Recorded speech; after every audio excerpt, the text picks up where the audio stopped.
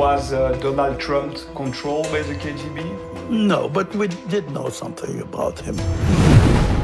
Durante décadas, los servicios secretos soviéticos observaron a un hombre. No era espía, no era político, era Donald Trump. Empresario, figura pública, pero sobre todo una pieza clave en el tablero invisible del espionaje ruso. Hoy revelamos lo que hay detrás del mito, de las acusaciones, de los titulares. Un análisis desde las entrañas de la inteligencia y la contrainteligencia.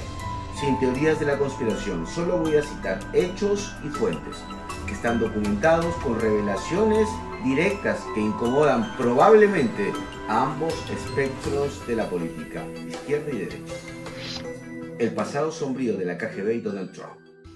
En Moscú, en la década del 80, el telón de acero aún no había caído, pero los soviéticos no descansaban. Observan, clasifican, catalogan, y uno de sus objetivos es este empresario neoyorquino Donald Trump. Was Donald Trump controlled by the KGB? No, but we did know something about him. What did you know? Well, something which I would not talk about publicly. Kalugin no es cualquier testigo, fue el jefe de la inteligencia soviética en los Estados Unidos. Hoy vive en el exilio y cuenta lo que antes era secreto. El KGB tenía información sobre Trump, dice él. ¿Por qué? Porque el magnate visitó Moscú en el año 1987, invitado por la URSS, un viaje cuidadosamente planificado por la inteligencia soviética para estudiar su perfil, analizarlo, ver si podía ser útil. Kalugin sugiere que estos recogieron datos comprometedores. En Rusia esto se llama compromat. Quiero hacer una pausa en este video para decirte que desde hace ya 3 meses estoy trabajando en hacer investigación, inteligencia, operaciones psicológicas para la comunidad de Goberna. Pero estos anuncios en realidad están promovidos por la Escuela de Inteligencia y Estrategia de Goberna. Te invito al siguiente curso donde aprenderás más sobre qué es la inteligencia, qué son los servicios de inteligencia, cómo funcionan en el mundo. Participan militares de 17 países de habla hispana, profesores de Europa, Estados Unidos y toda Latinoamérica. Y no olvides activar la campanita y seguir al canal de Goberna de YouTube para no perderte estos análisis que hacemos en el mundo de la inteligencia. En su libro House of Trump, House of Putin, publicado en el año 2018, el periodista Anger señala que Trump fue objetivo de la KGB desde el año 80. La operación para vincularlo al Kremlin se llamó Active Measures. Lo que pocos entienden es que en Rusia la línea entre mafia y Estado no existe. Kalugin señala sin rodeos. La mafia rusa es parte de la KGB. Y si Trump trató con la mafia rusa, también trató con el Kremlin. McColligan, ex fiscal antimafia del Departamento de Justicia, afirma en su libro Treason and Betrayal, donde dice: el imperio Trump estaba lleno de actores conectados a la mafia rusa. Felix Sater, Arif, Bayrock Group, era un caballo de Troya de intereses extranjeros. Felix Sater, confeso delincuente financiero y ex informante del FBI, por ejemplo, trabajó estrechamente con Trump en un proyecto fallido, Trump Tower de Moscú. Y en el año 2016, que vamos a centrarnos en las campañas electorales a la presidencia, veamos un poco de las sombras del Kremlin. Por ejemplo, en junio del 2016, Trump aún no ha salido nominado oficialmente, pero ya es el favorito. La CIA, dirigida por John Brennan, comienza a recibir reportes sobre una posible operación rusa para interferir en las elecciones. El 28 de julio del 2016, Brennan informa directamente a la Casa Blanca. Entre las notas manuscritas desclasificadas por el Director Nacional de Inteligencia en el año 2020, se incluye una línea impactante. Y dice así: la candidata Hillary Clinton aprobó una propuesta de uno de sus asesores para vilipendiar a Donald Trump, generando un escándalo sobre la interferencia de la seguridad rusa. Esto figura en el memorando del 7 de septiembre del 2016 dirigido a James Comey del FBI y Peter Stowe del FBI, afirmando lo que decía en ese entonces el director nacional de inteligencia, el FBI, y la operación Crossfire Hurricane del 31 de julio del 2016. El FBI abre oficialmente una investigación y el agente a cargo es Peter Strzok, donde da un testimonio en el Congreso en julio del 2018 y había sugerido de que hay contactos indebidos entre los miembros de la campaña y Rusia. Nuestra obligación era investigarlo, dice.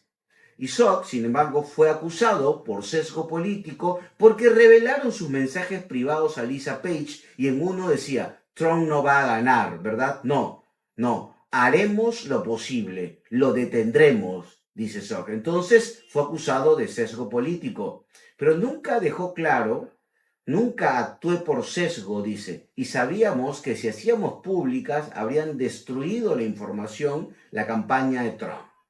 Hechos y mitos del año 2016. Junio de 2016, reunión en la Torre Trump, donde Donald Trump se reúne con Natalia Belesisnayaka, abogada con vínculos al Kremlin.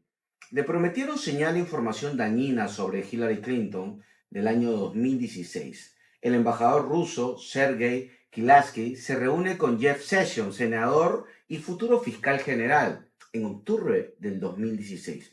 Circula el dossier Steele, financiado por Fusion GPS, contratado por Perkins Coie, buffet vinculado a la campaña de Clinton, y fue entregado al FBI y se usó como base para una orden de vigilancia FISA sobre Carter Page. Pero en el año 2019, el inspector general Michael Holowitz declaró: el FBI cometió errores graves en sus obligaciones FISA. Se omitieron hechos clave, se manipuló información.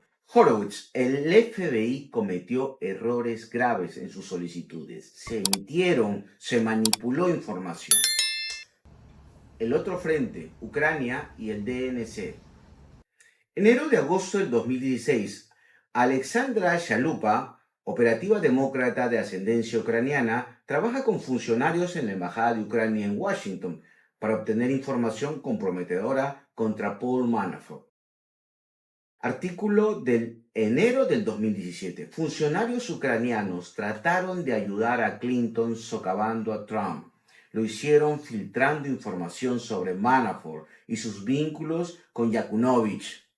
Manafort renunció en agosto del 2016, pero la historia ya estaba plantada. Trump era prorruso. Los medios lo amplificaron. ¿Viste la trama?